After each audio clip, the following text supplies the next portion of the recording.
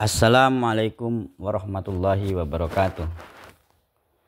Sahabat Manggeo, bahwa pembuktian adanya Tuhan itu merupakan sesuatu yang penting bagi kita untuk menambah keberimanan kita kepada Allah Subhanahu wa taala. Pembuktian itu sebenarnya bukan untuk Tuhan, melainkan untuk kita sebagai makhluk. Karena Tuhan itu sudah pasti ada, maka sebenarnya yang menjadi masalah bagi kita adalah kita ke Tuhan, bukan Tuhan ke kita. Nah, sahabat Manggio, sahabat MDT, Majelis Zikir dan Tasawuf, bahwa metode pembuktian Tuhan itu telah dikemas dalam berbagai pendekatan. Ada pendekatan sains, pendekatan Quran, pendekatan tasawuf, pendekatan kalam, pendekatan teologi ya. Nah, kali ini Manggio biasanya berbicara tentang tasawuf, tetapi kali ini Manggio berbicara tentang pembuktian Tuhan melalui kalam atau teologi. Ya, jadi kalam itu kalau bahasa kerennya teologi, ya kalau bahasa Arabnya kalam. Orangnya atau alirannya mutakalimin misalnya begitu ya. Nah, sahabat Manggio, bahwa dimulai dari konsep wajibul wujud dan mumkinul wujud. Jadi wajibul wujud ini merupakan konsep yang pertama kali dipopulerkan oleh yang namanya Al-Farabi ya. Jadi Al-Farabi ini yang mengenalkan konsep tentang wajibul wujud dan mumkinul wujud. Apa sih wajibul wujud itu? Jadi wajibul wujud adalah keberadaan yang tidak tergantung pada apapun. Sedangkan mumkinul wujud adalah sesuatu yang keberadaannya tergantung pada yang memberi keberadaan ya. Sekali lagi, apa itu wajibul wujud? Yaitu keberadaan yang tidak tergantung pada apapun. Sedangkan mumkinul wujud adalah keberadaan yang tergantung pada yang lainnya.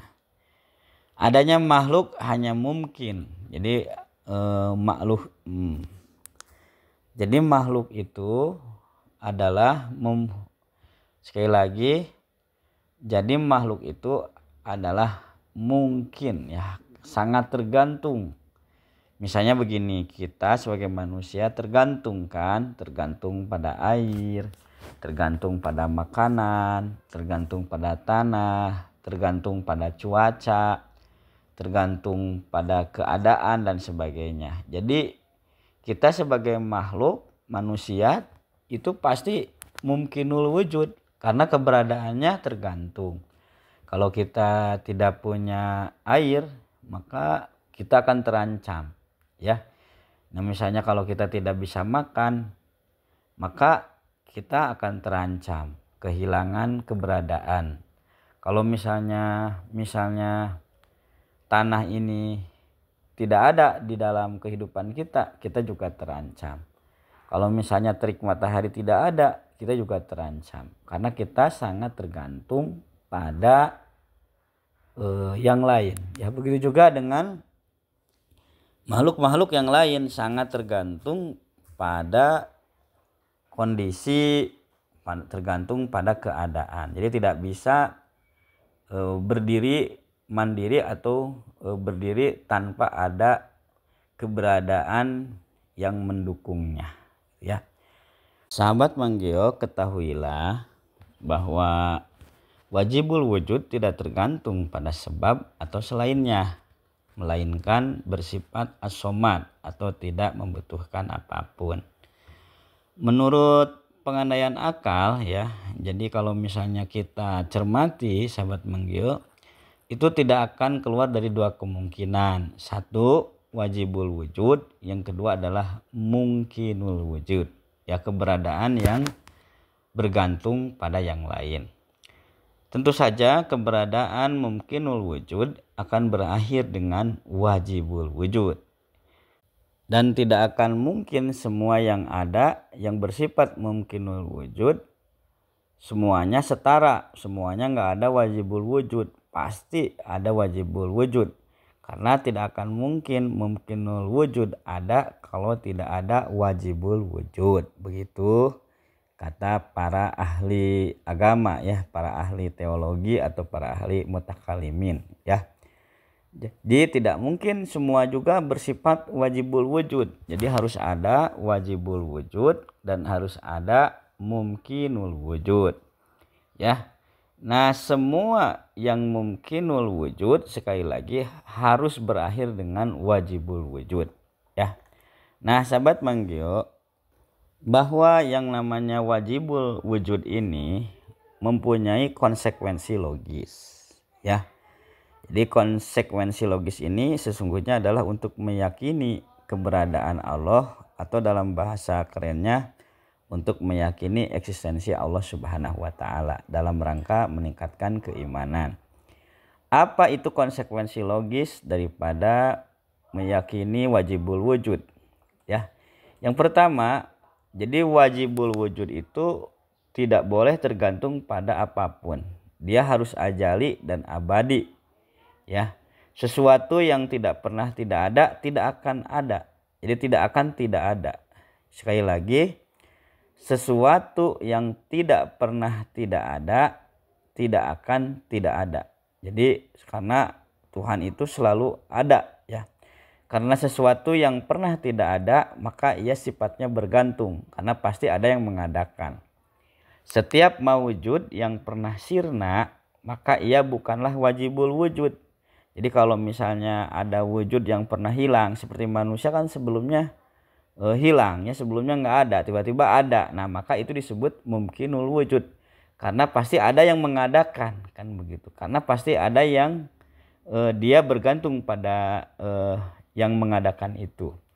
Nah, setiap yang mawujud yang pernah sirna maka ia bukan wajibul wujud. Jadi kalau pernah hilang, pernah tidak ada, saya manggil pernah tidak ada. Berarti kalau manggil pernah tidak ada, maka manggil bukan wajibul wujud. Karena sesuatu yang tidak pernah ada atau pernah mengalami tidak ada, maka tidak bisa disebut dengan wajibul wujud, karena pasti dia membutuhkan sesuatu untuk mengadakannya. Maka kalau ada orang bertanya ya ke manggil, siapakah tuh mang yang menciptakan Tuhan? Nah, ini adalah pertanyaan yang salah. Karena dia menjadikan Tuhan sebagai mungkinul wujud, dan itu pasti salah ya. Nah, itulah sahabat manggil, banyak yang salah di antara kita yang sepertinya pertanyaannya hebat padahal sebenarnya dia keliru dalam bertanya. Nah, yang kedua, konsekuensi logis daripada yang namanya wajibul wujud itu adalah bahwa wajibul wujud itu pasti tidak tersusun atau la murokab ya kalau dalam bahasa Arabnya. Karena sahabat manggeo, sesuatu yang tersusun itu pasti tergantung. Karena sesuatu yang satu unit maka ia akan bergantung pada unit yang lainnya ya.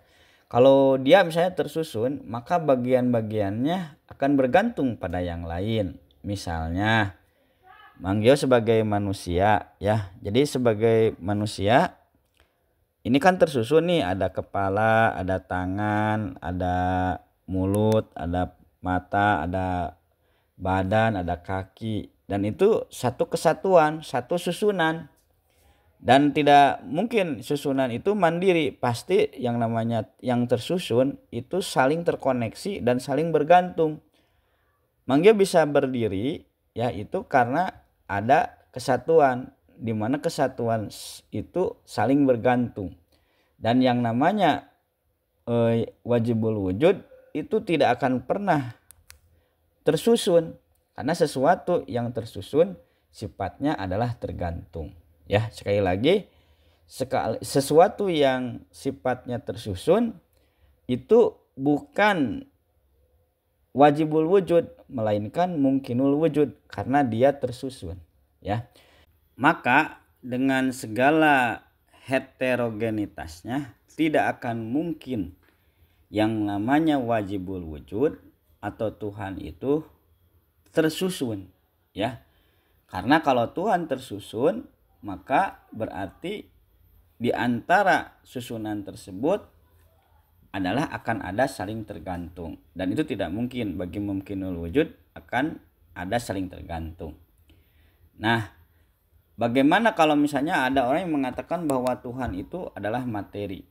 Ketahuilah bahwa sebetulnya materi itu ada sesuatu yang menempati ruang dan sesuatu yang menempati waktu, yang mempunyai waktu. Jikalau kita katakan bahwa Tuhan itu dari materi, itu berarti kita telah merusak yang namanya sistematika berpikir teologis kita. Karena kalau Tuhan materi berarti Tuhan sudah tersusun. Misalnya ambil contoh, kalau ada orang yang misalnya menyembah patung. Ketahuilah bahwa patung itu sesungguhnya adalah tersusun daripada yang namanya benda padat misalnya ya. Kalau tersusun daripada benda padat, maka tersusun dari atom-atom. Atom-atom itu saling tersusun dan saling terikat antara satu dan yang lainnya. Ada elektronnya, ada protonnya misalnya ya. Makanya tidak terlalu hebat ya dalam hal ini. Tetapi di mana Mangga meyakini bahwa antara atom-atom itu saling tergantung. Dan ini sangat berbahaya karena yang namanya saling tergantung, apabila copot salah satu maka copot semuanya. Dan itu tidak akan mungkin. Tuhan seperti itu. Tuhan gak gitu deh ya sahabat Mangga. Nah, apabila ada yang mengatakan saya bertemu dengan Tuhan, kemudian saya misalnya saya pernah bercengkrama dengan Tuhan, maka itu adalah musyrik. Karena sesuatu yang bersifat material ya, apalagi bisa terpegang oleh kita, itu adalah sesuatu yang sifatnya sesuatu yang sifatnya mumkinul wujud ya, sesuatu yang sifatnya terbatas atau tersusun atau mumkinul wujud. Nah, maka kita tidak akan bisa ketemu dengan Tuhan yang kita sifatkan materi, karena itu adalah sesuatu yang salah. Yang bisa dirasa dan bisa diraba semuanya bukan wajibul wujud. Yang bisa kita lihat adalah bukan wajibul wujud. Kita hanya bisa memahami Tuhan dengan hakikatnya. Ada yang bertanya nih ya, kisah dari Imam Ali bin Abi Thalib. Wahai Amirul Mukminin, apakah engkau melihat Tuhanmu ketika engkau menyembah? Nah, kemudian jawab dari Imam Ali bin Abi Thalib adalah, ketahuilah, aku tidak sudi menyembah Tuhan yang tidak aku lihat. Ketahuilah, aku tidak suka, bahkan tidak sudi menyembah Tuhan yang tidak aku lihat. Tentu aku tidak melihatnya dengan mata fisik ini, tapi aku melihatnya dengan basiro atau dengan hati, dengan hakikat-hakikat keimanan. Jadi sebenarnya dengan hatilah kita bisa melihat Tuhan, bukan dengan akal. Akal hanya bisa mengantarkan pada Tuhan, tetapi mengenai setelahnya itu adalah urusan dari hati atau urusan dari kolbu. Nah, kemudian sahabat Manggil, ketiga ya, bahwa yang namanya wajibul wujud itu tidak terikat oleh ruang dan waktu. Bagaimana menjelaskannya? Bahwa ruang dan waktu adalah dua dimensi yang bergantung dan hanya dipahami dari sesuatu yang terbatas. Waktu dan ruang itu sebenarnya nggak ada. Yang ada adalah konsep dari keberadaan yang terbatas, yang sebenarnya bukan ruang tetapi batasan. Kalau waktu adalah wujud yang bergerak terbatas ya. Jadi kalau yang namanya waktu itu adalah pergerakan dari wujud yang terbatas. Tetapi kalau yang namanya wujud yang tidak terbatas tidak bergerak ya. Kalau misalnya ketahuilah bahwa yang namanya waktu itu lahir dari gerak baik yang aktual maupun yang potensial ya. Waktu dan ruang itu adalah lahir dari dimensi yang terbatas. maka wajibul wujud tidak terbatas oleh ruang dan waktu. Karena sesuatu yang sifatnya ruang pasti terbatas. Misalnya manusia kan kecil, pasti ada ruangnya. Maka sesuatu yang kecil yang ada ruangnya pasti terbatas. Manusia, misalnya komputer, mobil, pasti itu ada dalam ruang karena dia terbatas. Ya. Nah, kemudian misalnya gunung ada dalam ruang, berarti dia terbatas. Matahari ada dalam ruang planet. Nah, segala sesuatu yang berada di dalam ruang pasti sifatnya terbatas, ada batasannya. Ya, ada istilahnya batas-batasnya. Nah, maka sesuatu yang ada batas-batasnya berarti dia bukan Tuhan, dia bukan wajibul wujud gitu ya. Nah, begitu juga dengan waktu. Waktu itu adalah pergerakan ya dari sesuatu yang terbatas. Kalau ada yang bergerak ya, yang tergerakkan, yang pasti ada waktu. Misalnya begini, saya jalan dari misalnya rumah saya di Pesantren Al-Kasab Cileunyi ke Cipadung misalnya atau ke Cibiru. Maka ketika saya jalan itu berarti ada waktu. Waktu itu adalah buat mereka yang terbatas. Buat sesuatu yang terbatas.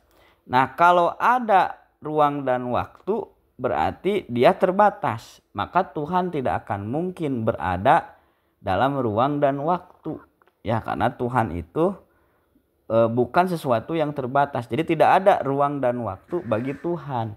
Begitu. Nah, karena bergerak itu adalah simbol kekurangan.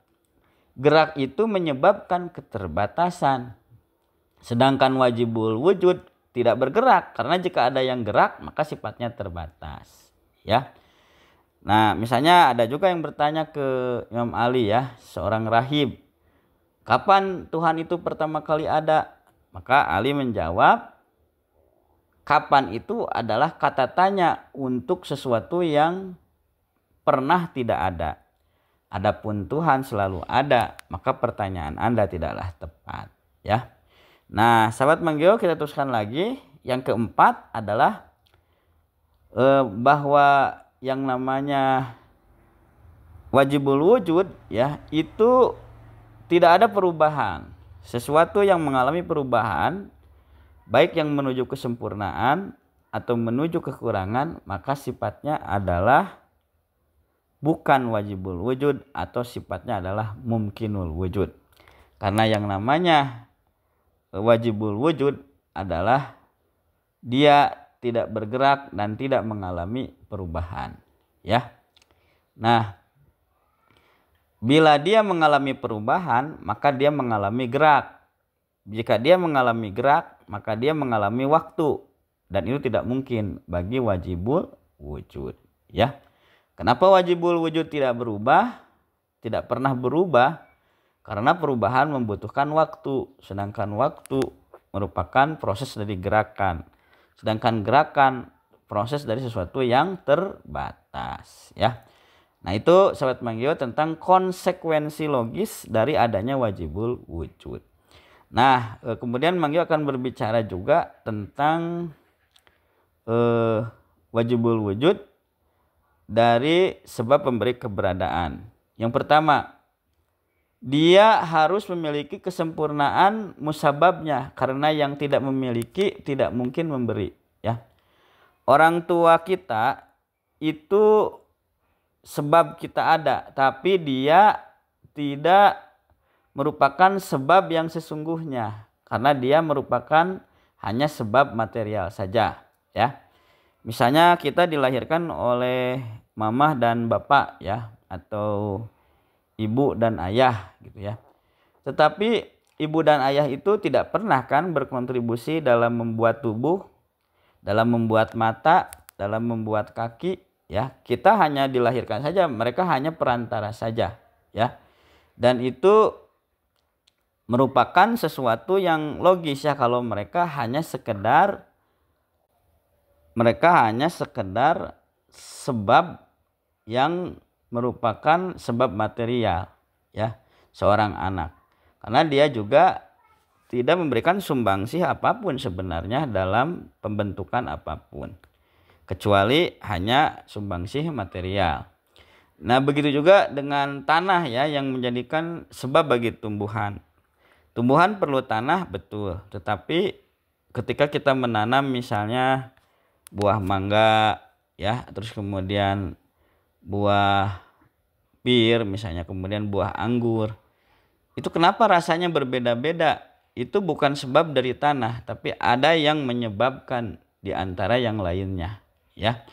Apakah tanah memiliki kesempurnaan? Tidak, karena durian di atas tanah.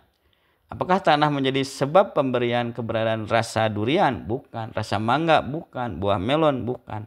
Melainkan hanya sebab material saja ya. Nah, yang kedua, bahwa sebab pemberi keberadaan memberikan dari ketiadaan menuju sesuatu yang ada.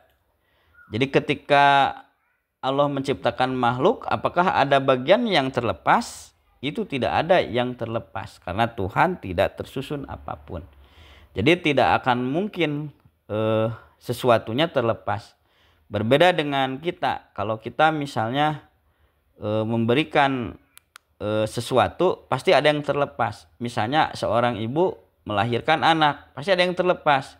Misalnya darahnya, misalnya energinya dan sebagainya. Itu artinya bahwa itu bukan wajibul wujud, karena yang namanya sesuatu yang terlepas itu berarti kekurangan, dan sesuatu yang terlepas berarti ada yang tersusun. Sedangkan Tuhan, sebagaimana Manggio jelaskan dari awal, Tuhan tidak tersusun dari apapun ya.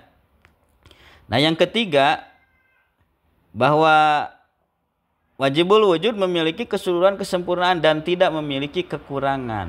Jadi sempurnanya itu benar-benar sempurna, dan wajibul wujud tidak memiliki kekurangan apapun. Sempurna, tidak ada kekurangan. Nah, kemudian yang keempat, wajibul wujud dalam menciptakan musababnya tidak terkurangi apapun dari wujudnya, karena kalau ada yang terlepas maka ia berarti bukan wajibul wujud, berarti ia tersusun. Tadi Mangga sudah jelaskan. Sesuatu yang tersusun berarti dia bukan wajibul wujud. Sesuatu yang terlepas berarti dia tersusun. Tuhan tidak tersusun, maka dia bukan mumkinul wujud. Maka tidak akan mungkin ketika menciptakan sesuatu ada yang terlepas dari dirinya. Yang kelima, keberadaan wajibul wujud dibutuhkan secara hakiki ya, sampai kapanpun oleh yang namanya mumkinul wujud ya. Jadi nggak mungkin tidak dibutuhkan, pasti dibutuhkan oleh mumkinul wujud ya. Jadi yang namanya keberadaan wajibul wujud pasti dibutuhkan sampai kapanpun, karena tanpa adanya wajibul wujud itu tidak akan mungkin ada sesuatu yang ada di dunia ini ya.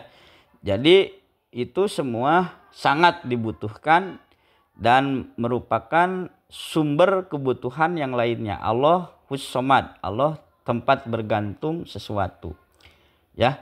Nah, kemudian yang keenam, jika dalam keberadaan ada dua wajibul wujud, maka akan ada kekacauan, karena akan ada dua peran ya, dimana yang satu misalnya berkeinginan ingin memberikan hujan, yang satu berperan ingin misalnya kemarau, maka terjadilah cekcok, ribut antar wajibul wujud atau antar Tuhan.